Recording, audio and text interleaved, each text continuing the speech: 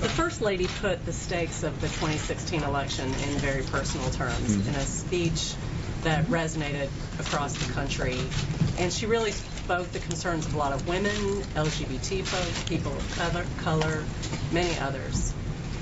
And so I wonder now how you and the First Lady are talking to your daughters about the meaning of this election and how you interpret it for yourself and for them. You know, every parent brags on their daughters or their sons. You know, if your mom and dad don't brag on you, you know, you got problems. But man, my daughters are something. And they just surprise and enchant and impress me more and more every single day as they grow up. And so these days when we talk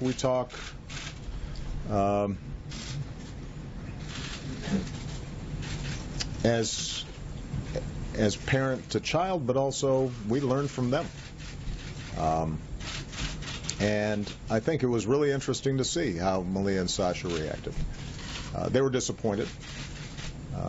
They paid attention to what their mom said during the campaign and believed it because it's consistent with what we've tried to teach them in our household, and what I've tried to model as a father with their mom, and what we've asked them to expect from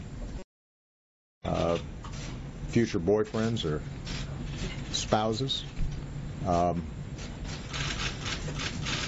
what we've also tried to teach them is resilience, and we've tried to teach them hope, and that the only thing that is the end of the world is the end of the world. And so you get knocked down, you get up, brush yourself off, and you get back to work. And that tended to be their attitude. I think neither of them intend to pursue a future of politics, and in that too I think their mother's influence shows. But both of them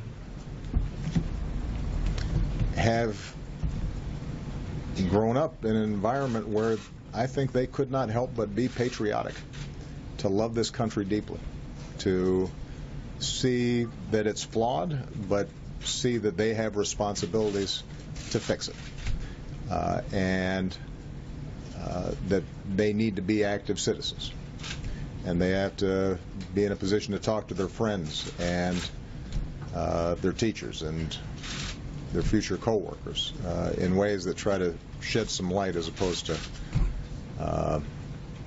just generate a lot of sound and fury. And I expect that's what they're going to do. They do not. They don't mope. And what I really am proud of them, but what makes me proudest about them is that they also don't get cynical about it. They have not assumed because their side didn't win, or because some of the values that they care about don't seem as if they were vindicated, that automatically America has somehow rejected them or rejected their values. Or I don't think they feel that way. I think they have, in part through osmosis, in part through dinner time conversations, appreciated the fact that this is a big, complicated country, and democracy is messy, and it doesn't always work exactly the way you might want. It doesn't guarantee certain outcomes. But if you're engaged and you're involved, then there are a lot more good people than bad in this country, and there's a core decency to this country, and that they got to be a part of lifting that up, and I expect they will be. And in that sense, they are representative of this generation that makes me really optimistic. I've been asked, I've had some off-the-record conversations with some journalists where they said, okay, you seem like you're okay, but really, what are you thinking? And I've said, no,